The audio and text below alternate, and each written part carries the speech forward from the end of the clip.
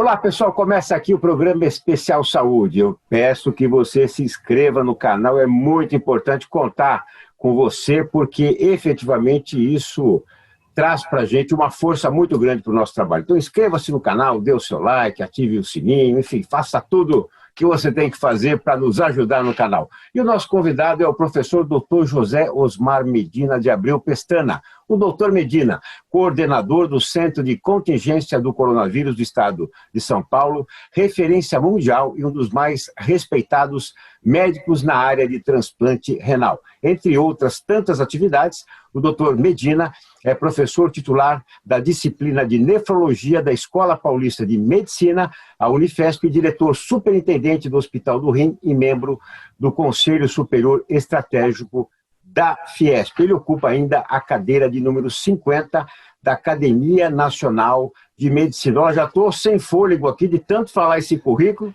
e vou deixar as boas-vindas hoje para a doutora Lúcia Belawad fazer em função até de uma relação profissional que vem de longa data com o doutor Medina. Doutora Lúcia. Doutor Medina, que honra e emoção muito grande tê-lo aqui no programa Especial Saúde. Tive o privilégio de trabalhar com você na década de 90, realizando exames de tipagem HLA, prova cruzada, no laboratório do professor Nelson Mendes, né? Foi no início da minha carreira, muito desafiador, porque ainda tinha o início dos casos de HIV no Brasil, e trabalhei com essas amostras também. Então, gostaria de registrar a todos os que estão nos ouvindo a grandiosidade do trabalho do Dr. Medina, que ele é o criador do maior centro de transplantes públicos do mundo. E é uma honra enorme tê-lo aqui no nosso canal. Muito obrigado mesmo. Obrigado pela deferência toda. Quando você trabalha com vocação, trabalha como criança, sempre contente, alegre, as coisas dão certo. Muito bem, e essa efetivamente, né, isso que espelha a sua trajetória, doutor Medina. Agora, doutor Medina, nós temos o Especial Saúde aqui, às sextas-feiras, às 8 da noite, e o Biografias, às terças-feiras, às 8 da noite. Eu vou confessar aqui, viu? Eu quase roubei você do Especial Saúde por Biografias, que a tua história de vida é a coisa mais maravilhosa, mais assim, inspiradora que existe. Então, eu gostaria que, inicialmente, o doutor Medina contasse um pouquinho, né, dessa origem, né, que uma origem humilde, lá em Pau-Sul, no interior de São Paulo, basicamente até os dias atuais. Conta um pouquinho da biografia, doutor Medina. Eu sou de Pau-Sul, uma cidade de 14 mil habitantes. Eu saí de lá pela primeira vez quando eu tinha 16 ou 17 anos, mas meu pai era pedreiro, minha mãe costureira, nós éramos 5 irmãos, sempre gente muito trabalhadora, minha avó também, um grupo de familiares bastante trabalhador, que conseguiu educar esses 5 filhos numa condição, vivendo no interior de São Paulo, dentro do sistema público de ensino. E naquela época o sistema público era até mais forte do que hoje, os professores tinham uma valorização maior do que tem hoje, a gente reconhece isso. Eu tive a oportunidade de me formar, tinha uma escola profissionalizante, eu me formei como torneiro mecânico, eu pude trabalhar dos 15 aos 19 anos nessa função e até guardar um pouco de recursos para fazer cursinho e atender os meus sonhos, que era muito baseado nas atividades do médico, Dr. Rafael de Souza, na cidade de Pau-Sul, de entrar numa escola de medicina. Consegui entrar aqui na Escola Paulista de Medicina, e foi o lugar onde eu dediquei assim, praticamente toda a minha formação. Eu costumo dizer até que eu nunca faltei na escola, faltava as aulas, mas na escola eu estava sempre presente, sociabilizando e vivendo. Eu morava aqui do lado da escola e trabalhei durante os 6 anos do curso médico, também no laboratório, dando plantão à noite. Consegui manter o meu custeio durante toda a minha vida sem ter nenhuma dificuldade. Uma vez assim eu falei que eu senti que estava sem recursos, e é lógico que você administra as suas necessidades em função dos recursos que você consegue gerar. Depois fiz residência aqui na Escola de Medicina, logo fui chamado pelo professor Oswaldo Ramos para coordenar o programa de transplantes de órgãos no Hospital São Paulo. É aí que eu conheci a Lúcia. Ela trabalhava na área de imunologia, Aí começamos a liderar o programa de transplante, que foi bastante efetivo, mas faltava uma formação internacional, pessoal minha, que era uma exigência até da disciplina de nefrologia da Escola Paulista de Medicina. Depois eu fiquei 2 anos, então, na Cleveland Clinic, 1 ano em Oxford, aperfeiçoei a minha formação médica assistencial em Cleveland e minha formação em transplante experimental e entendimento da imunologia do transplante em Oxford. Quando eu voltei, já voltei com com 2 filhos, que até hoje um deles é médico, a outra faz administração. E depois disso eu me envolvi intensamente assim no programa de transplante de órgãos, não só aqui da Escola Paulista de Medicina, mas na organização do programa de transplante de órgãos no Brasil, através da Associação Brasileira de Transplante de Órgãos, do Sistema Nacional de Transplantes, do Ministério da Saúde, e conseguimos fazer um número de transplantes que ultrapassava a nossa capacidade no Hospital São Paulo, e aí foi necessário ter o Hospital do Rim, que foi fundado há 22 anos, e que hoje é o maior centro de transplante de órgãos do mundo, uma equipe maravilhosa, assim, pessoas muito dedicadas, comprometidas, pessoas do bem, que trabalham para fazer 900 transplantes de rim por ano, o que é mais do que o dobro do segundo colocado no mundo todo. E aí o sucesso, eu comecei trabalhando sozinho e foi agrupando um número enorme de pessoas que trabalham comigo hoje. O sucesso do programa é dividido com todos eles, e a minha satisfação pessoal também, quando eu posso exercer a minha vocação como assistente, professor, área administrativa, e mais recentemente assumir esse compromisso que é um trabalho voluntário, sem nenhum tipo de remuneração, na coordenação do Comitê de Contingência no enfrentamento do Covid do Estado de São Paulo, quando eu aprendo bastante, porque o grupo também é um grupo maravilhoso, junto com 19 outras pessoas, que cada um com uma formação diferente, que ajuda a direcionar como que nós vamos combater com essa doença, como que nós vamos lidar com essa doença, até o aparecimento de uma vacina ou até o vírus se esgotar por conta própria. É muito bonito, doutor Medina, ver o senhor dizendo que está lá para aprender, né? Um homem do seu conhecimento, da extensão, né? Da medicina que o senhor acredita e pratica. E o papel do grande líder é esse mesmo, né? Movimentar multidões, criar novos líderes, né? Como o senhor tem feito também, né? Dentro, né? da parte educacional da medicina. E em especial também acreditando que quando lá atrás, né? O senhor era um jovem torneiro mecânico, a medicina era algo muito distante da sua realidade. E eu costumo dizer, por biografar grandes empreendedores brasileiros, que são pessoas que acreditam que vão pegar as estrelas com as mãos. Muitos acreditam, mas eles ficam criando problema. Não, meu braço é curto, se apontar para a estrela dá verruga no dedo, não tem jeito, não consigo, e nem tem gente que vai lá e pega a estrela com a mão, como é o seu caso. Então, parabéns, né, por trazer um pouquinho dessa trajetória. Agora, doutor Medina, eu li uma frase, gostei muito, dentre tantas que o senhor diz, mas dessa daqui, olha, não adianta entender de remédios sem entender de pessoas, ou seja, tem um aspecto humano. Vi também alguns vídeos das suas entrevistas, o senhor dizendo que quando alguém o procura, obviamente, da área, né, de nefrologia, são problemas sérios, a pessoa já vai, né, debilitada física e emocionalmente, muitas vezes. E o senhor procura, antes de mais nada, conhecer a pessoa, trocar ideias, falar de futebol, falar de política, falar de outras coisas, para tirar um pouco dessa pressão. Então, eu queria que o senhor trouxesse um pouquinho desse aspecto humano da medicina. A dinâmica da consulta médica, da forma como ela deve ser realizada, eu não preciso gastar tempo, 1 hora ou 2 horas, para entender tudo que é a necessidade do paciente. Então, eu procuro inicialmente deixar o paciente à vontade, então eu procuro abordar algum assunto que seja comum a nós dois. E para alguns pacientes, o futebol, a maioria das vezes, é um assunto comum, algumas vezes não, mas na identificação do paciente você consegue ter algum assunto que é comum e deixa o paciente à vontade. Então, quando o paciente vai no consultório, existe uma assimetria muito grande entre a posição do médico e do paciente. O médico está no seu habitat, no seu consultório, sentado de maneira confortável e pronto a ajudar. enquanto que o paciente ele está numa situação com uma disparidade grande, porque ele está doente, precisando de uma ajuda e bastante inseguro que ele está tivendo pela primeira vez. Você vê muitas pessoas nessa mesma condição. Então, é importante quebrar essa simetria. A hora que eu falo de futebol, de algum assunto que é comum a nós dois, ou de onde eu nasci, ou se eu gosto de andar de bicicleta, qualquer coisa, assim, em segundos, é suficiente para essa simetria ela ser mais ou menos equalizada.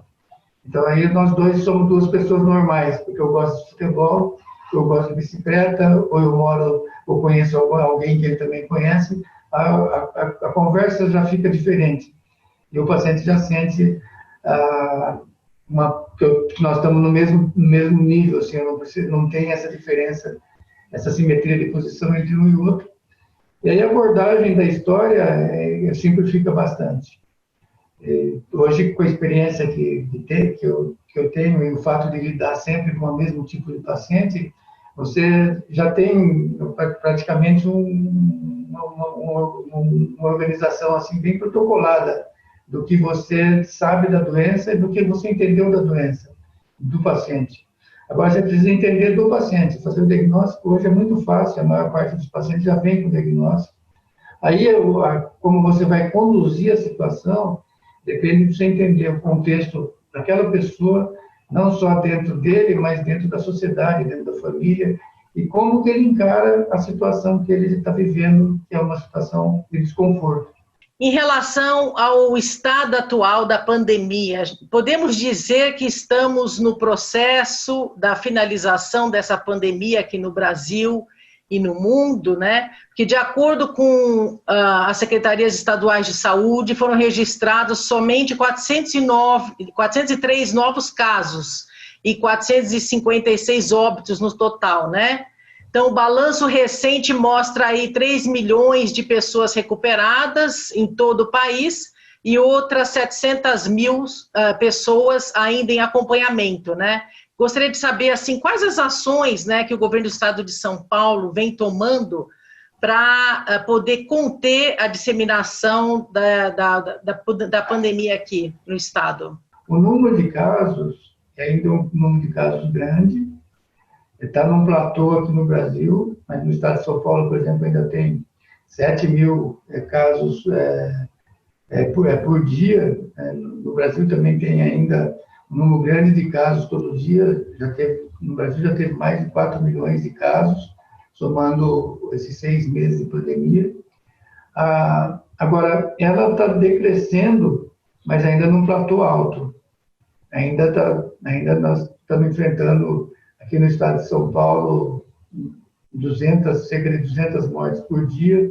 No Brasil todo, cerca de 800 mortes por dia. E ainda um número próximo de 10 mil casos por dia no Brasil. Ainda é um número acentuado de casos. Ela decresceu na Europa e agora vem apresentando um segundo pico em alguns países da Europa, como a França, a Espanha. No Brasil, ela não teve um pico, ela teve uma subida e formou um platô na maior parte dos estados. Teve estados que apresentaram a doença num perfil semelhante ao que aconteceu na Espanha, com um pico como aconteceu no Amazonas. E isso é porque a maior parte das pessoas são suscetíveis à doença. E o comportamento da comunidade também vai variando. No começo, quando estava todo mundo assustado, todas as pessoas começaram a usar máscara, começaram a se cuidar mais. Quando a doença diminui a sua prevalência, como aconteceu na Europa, as pessoas flexibilizam os cuidados e a doença volta a ter uma capacidade de contágio maior. O que está acontecendo na Europa, que deve acontecer no Brasil também, é que o primeiro surto, a letalidade foi muito maior do que no segundo, porque no primeiro surto ela acometeu principalmente pessoas com mais de 60 anos de idade, agora está acometendo mais jovens, com idade média próxima de 30 anos, sem comorbidades, e dessa forma um número grande de pessoas, mas com uma letalidade muito baixa. Isso também vai acontecer, deve acontecer aqui no Brasil. Mas não é esperado que a doença desapareça até o final do ano, deve diminuir bastante. mas eventos como São Silvestre, Carnaval, vão ser postergados. Todo evento que envolve aglomeração controlada, e sem possibilidade de uso de máscara ou sem distanciamento, ele ainda vai ter que ser controlado por um período, até, eu imagino, até de um ano. A vacina, ela tem várias vacinas que estão em estudos hoje, de diferentes plataformas de desenvolvimento. Vai ter algumas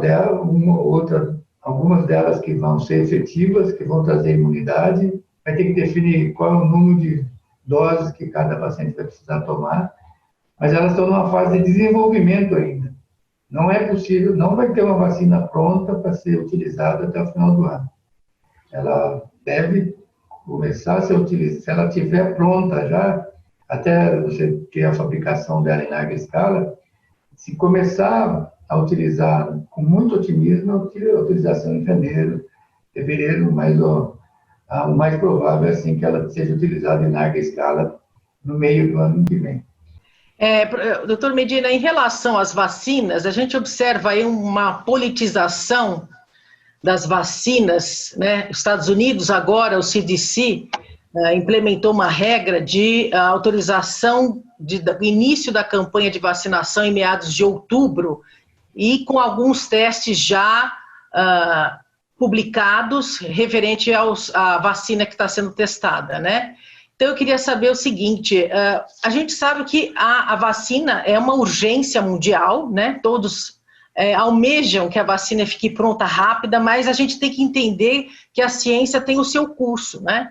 E que as vacinas elas devem ser testadas, né, com os protocolos adequados, nas diferentes fases, para, inclusive, terem uma questão de segurança e eficácia e ser liberada para a população. O que a gente observa aí é que estão tendo alguns atropelos em relação a esse tempo da ciência, né, até por questões políticas. Você também percebe esse movimento? Esse movimento, ele efetivamente existe, é compreensível, assim, porque é uma pandemia, né? Todas as pessoas estão em risco, saíram da sua área de conforto, estão todas ameaçadas de adquirir essa doença, que tem uma letalidade alta. É natural que as pessoas tenham essa angústia de ter a vacina o mais rápido possível, ou até de antecipar as fases regulares da aprovação da vacina, e utilizar a vacina antes dela ter uma comprovação de segurança e efetividade apropriada. A vacina ela é eficaz quando ela tem uma proteção de 50%. E ao que tudo indica que essa vacina para o novo coronavírus vai ter um comportamento semelhante à vacina da gripe, que a gente sabe que a vacina da gripe, ela protege cerca de 60% das pessoas, quer dizer, as outras 40%, elas continuam se infectando, né, com o vírus influenza e transmitindo a doença também. Então, não é porque teremos aí uma vacina que a gente vai conseguir erradicar essa doença. A gente vai conseguir, sim, proteger uma parcela grande da população, é o que tudo indica. Os estudos publicados mostram isso, os resultados são muito promissores, a gente vê a presença de anticorpos neutralizantes e protetores em pessoas que receberam a vacina. Então, aí nós temos um cenário bastante promissor, né? E, ao que tudo indica, que ela possa funcionar que nem a vacina da gripe, né? Em relação às outras vacinas que estão em testes, né? A gente tem aí várias vacinas sendo testadas no estado de São Paulo. Tem alguma previsão dessas vacinas começarem a serem distribuídas o ano que vem? Assim, não tem perspectiva de que ela venha a ser distribuída aqui no Brasil nos próximos 3 ou 4 meses. Existe alguma possibilidade, mas a possibilidade ela é pequena, mas já tem tanto a vacina Coronavac, que é do Butantan, como a que foi desenvolvida em Oxford, que é pela AstraZeneca. As duas estão em testes aqui no Brasil, mas estão em fase ainda preliminar, em fase 3. E, assim, só se tiver algum evento muito favorável para que elas venham a ser utilizadas ainda no decorrer desse ano. O doutor Dimas Covas, que é o responsável pelo Butantan, a doutora Lili Wex, que é responsável aqui no hospital, aqui na Escola Brasileira de Medicina, eles também são bastante cautelosos, embora eles tenham a expectativa de que possam quanto antes disponibilizar a vacina, e são bastante cautelosos.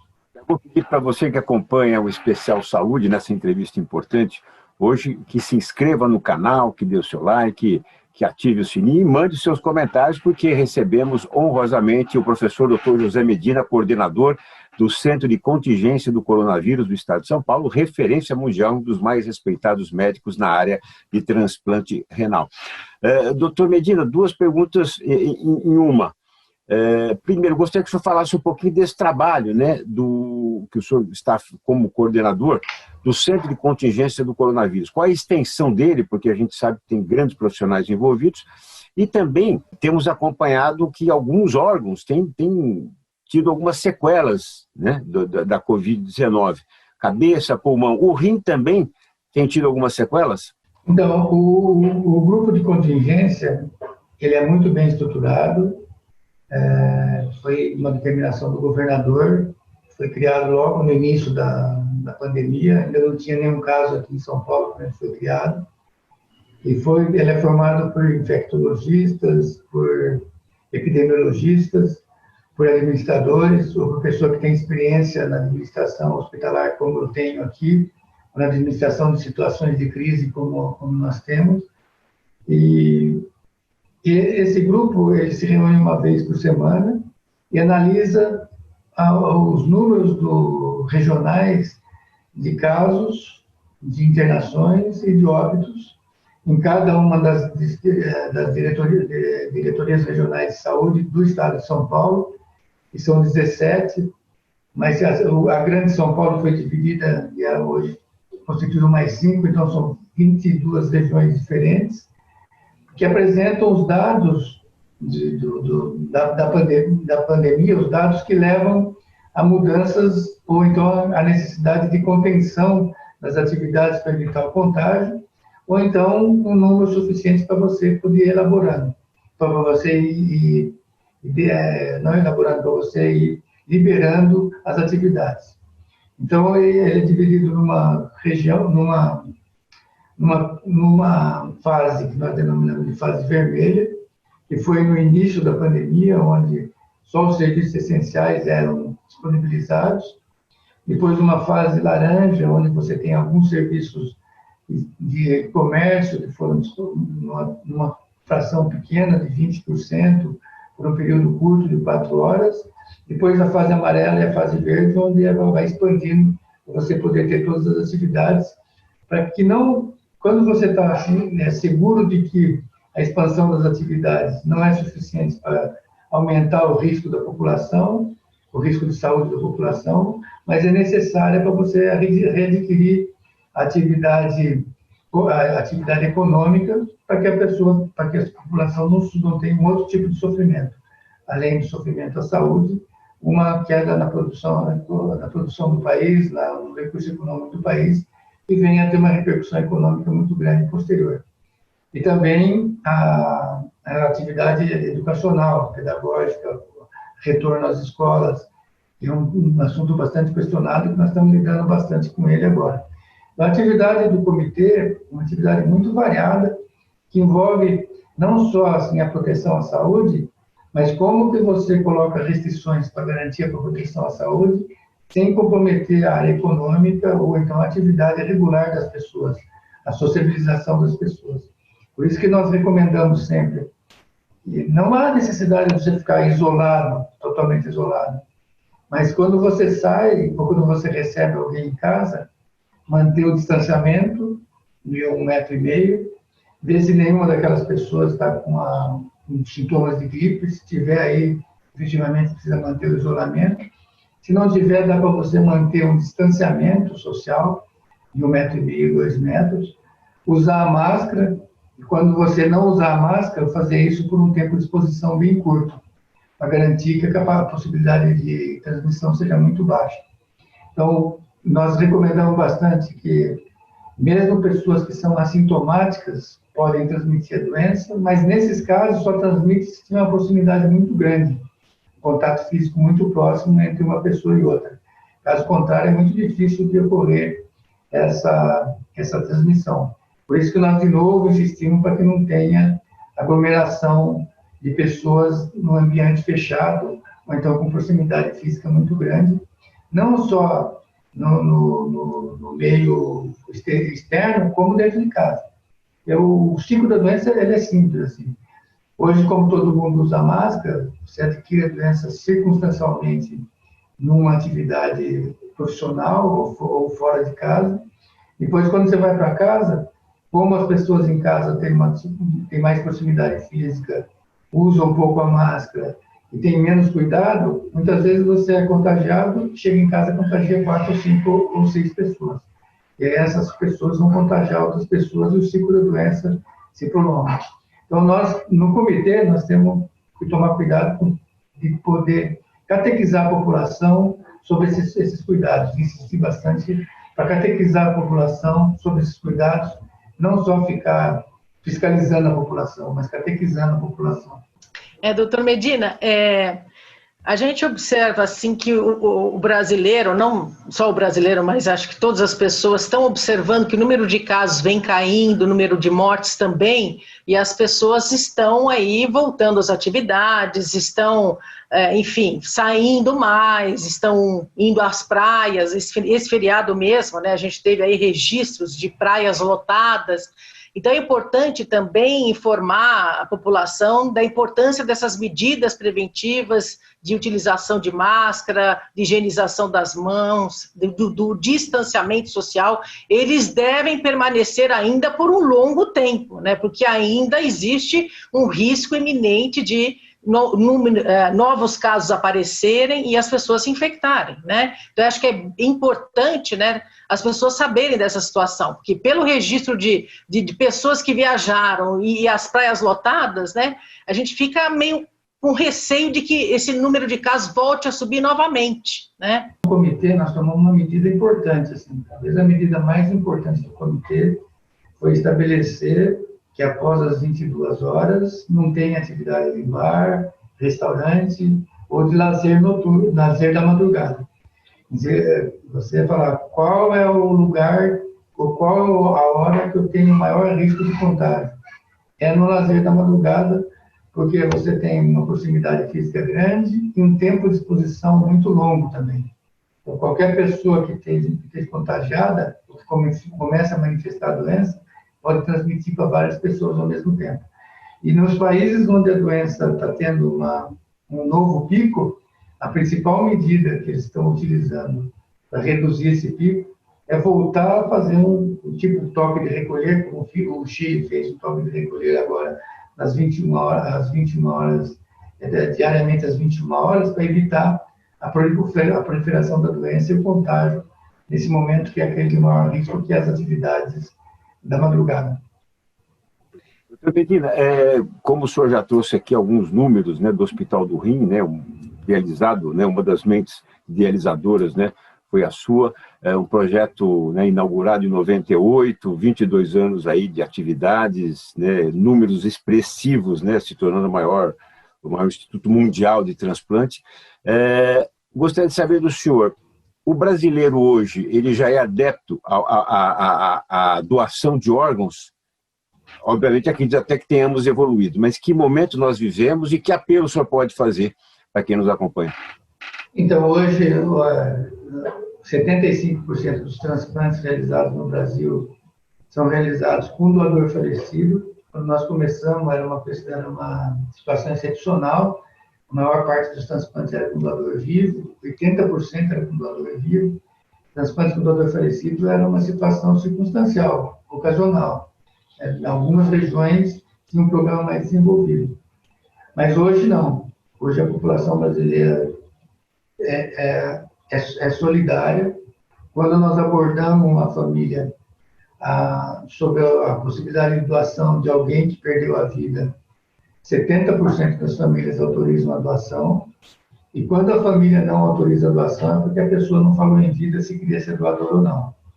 Então, a recomendação que nós fazemos é, se você quer ser doador de órgãos, avisa a sua família de maneira informal.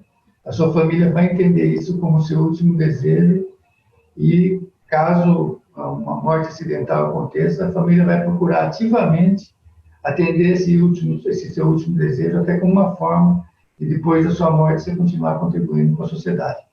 Então, essa é a recomendação principal. Toda vez que que a pessoa fala, quando eu morrer eu quero ser doador de órgãos, a família nunca esquece isso.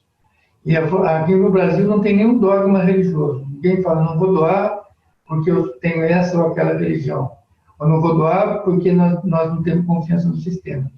A resposta é sempre assim, eu não vou doar porque ele nunca falou em vida se queria ser doador ou não, nós não sabemos disso. Então, a recomendação que nós fazemos é avise sua família vai entender isso como seu último desejo e vai autorizar a doação. Medina, nós estamos já encerrando essa participação, já agradecendo ao senhor, mas antes, né, da mensagem final que eu vou pedir para o senhor, inclusive incluindo a palavra desassossego, que eu sei que o senhor utiliza bastante, né? Hoje estamos desassossegados por um motivo, mas o senhor utiliza por outro, né? Uma linha mais motivacional. Mas antes disso, eu gostaria que o senhor contasse um pouquinho, né? Uma honra para o nosso país, um prêmio concedido ao senhor pela Universidade de Harvard, né? Que é a instituição americana convida os maiores expoentes da medicina moderna do planeta para ministrarem aulas. Então, eu queria que o senhor trouxesse um pouquinho dessa experiência vivida. O senhor foi um desses expoentes convidados. Então, o convite é em função da produção do Hospital do Rim. Né? Nós estamos um país em desenvolvimento, de repente, em 22 anos, você cria um programa de transplantes e por 20 anos seguidos é o maior centro de transplante do mundo todo, e com atividade assistencial importante, muito grande, atividade de ensino, formando muita gente no Brasil e de fora do país, e também com a produção científica bastante equilibrada e contribuindo bastante para formas de tratamento ou de evitar a rejeição em pacientes transplantados. Então, eu represento o grupo, mas eu represento, como eu falo aqui, eu não sei tudo, eu sei um pouquinho de cada coisa, mas não sei muito de nada. Mas eu tenho meu grupo, tem muitas pessoas que sabem tudo de alguma coisa, e daí nós vamos agrupando esse conhecimento, e é o que eu levei, é o que me levou a ser chamado pela Universidade de Harvard, para que o prêmio que chama Joseph Murray, que foi a pessoa que primeiro fez o primeiro transplante de rim em 1954, e ele estava presente com 94 anos, ele que me recebeu, ele faleceu depois, menos de um ano depois, e ele que me recebeu, eu tive a oportunidade de conhecer ele, foi uma honra muito grande, e passei uma semana conversando sobre como nós fazemos o transplante aqui no Brasil, como que é organizada essa estrutura que nós chamamos de assembly line, que é uma linha de montagem onde você tem uma produção muito grande, organizando um sistema em estações de trabalho. Foi sobre isso que eu conversei. E também aqui o custo do transplante é muito inferior ao custo do transplante americano, não só porque aqui as coisas custam mais barato mesmo, mas também por causa do sistema, do processo que nós organizamos.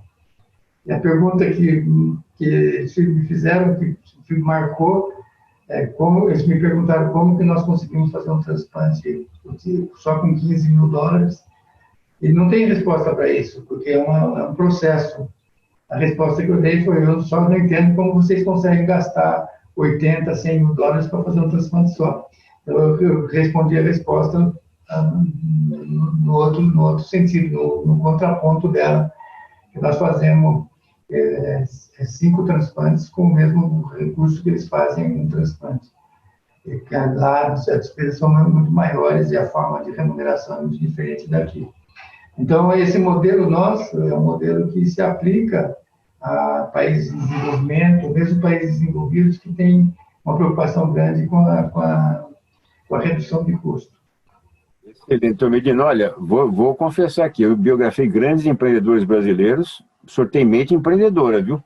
Porque, como o senhor disse, o senhor entende um pouco de cada coisa. Essa é uma característica dos grandes empreendedores, dos grandes líderes. Muitas vezes não é um especialista, né? Ele entende um pouco de tudo, ele é mais completo, né, do que um especialista. Efetivamente, ele é um líder positivo, né? E principalmente que entende de pessoas, né? E que efetivamente pratica algo que essa é a receita do sucesso. Tem que ganhar mais do que gasta, né? Não pode gastar mais do que ganha. Tem que ser, então, o senhor já está com a mente empreendedora pronta. Quero agradecer demais a sua participação e que o senhor deixe também mais algumas palavras finais aqui para quem está nos acompanhando nessa conversa gostosa.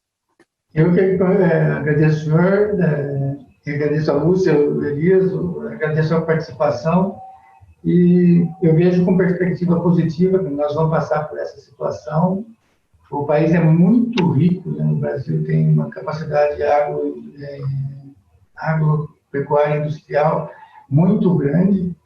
É difícil algum outro país ter a capacidade que o Brasil tem. Eu tenho um povo assim, que é muito solidário, alegre. Nós temos dificuldades que todos os países têm, todos os países em desenvolvimento têm, mas eu tive a oportunidade de morar em outros países. Eu não deixo o Brasil de forma nenhuma. Não dá para você ser mais feliz em outro país do que aqui, como brasileiro. Muito bonito, bela mensagem. Doutor José Medina, coordenador do Centro de Contingência do Coronavírus do Estado de São Paulo, referência mundial, um dos mais respeitados médicos na área de transplante renal. Em nome da doutora Lúcia, meu e também de quem nos acompanha, queremos agradecer demais a sua participação. E olha, já tem uma cadeira lá no Biografias para você, tá? Vamos esperar no Biografias. Um grande abraço, muito obrigado, doutor Medina. Muito obrigado. Obrigada, doutor Medina. Então, o doutor José Medina participando conosco aqui no Especial Saúde. Obrigado pela sua companhia. Tchau, pessoal, e até o próximo programa. Valeu, tchau, tchau.